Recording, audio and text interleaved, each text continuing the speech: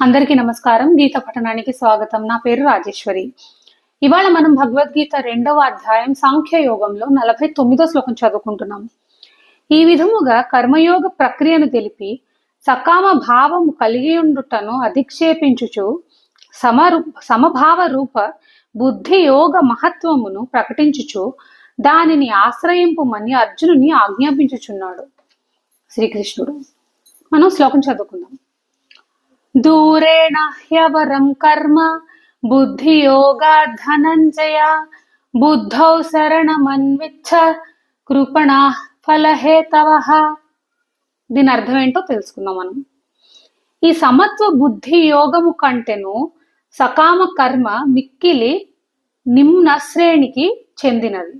కావున ఓ ధనంజయ, నీవు సమత్వ బుద్ధి యోగమునే ఆశ్రయింపుము. ఏలననగా ఫలాసక్తులతో కర్మలు చేయువారు అత్యంత దీనులు, కృపణులు. ఇక్కడ కర్మ ఫలాసక్తి గలవారు అత్యంత దీనులు, కృపణులు అనే అంటంలో అర్థం ఏంటి? కృపణుడు అంటే జనరల్ గా పిరికివాడు. మనం ఇంతకు ముందు ఫస్ట్ అధ్యాయంలో మనం కృపణ అనే అర్థం అనే పదం తాలూకా మల్టిపుల్ మీనింగ్స్ తెలుసుకున్నాం.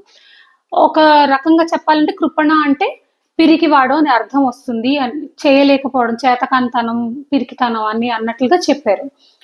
సో ఇప్పుడు ఈ కర్మ ఫలాసక్తి గలవారిని అత్యంత దీనులు, కృపణులు అని అనుటల అంతర్యం ఏంటనేది తెలుసుకుందాం మనం.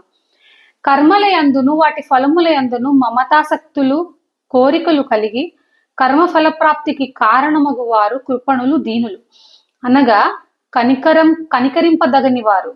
కావున అర్జునుడు అట్టివాడు కారాదని భగవానుడు పలికెను. నమస్కారం.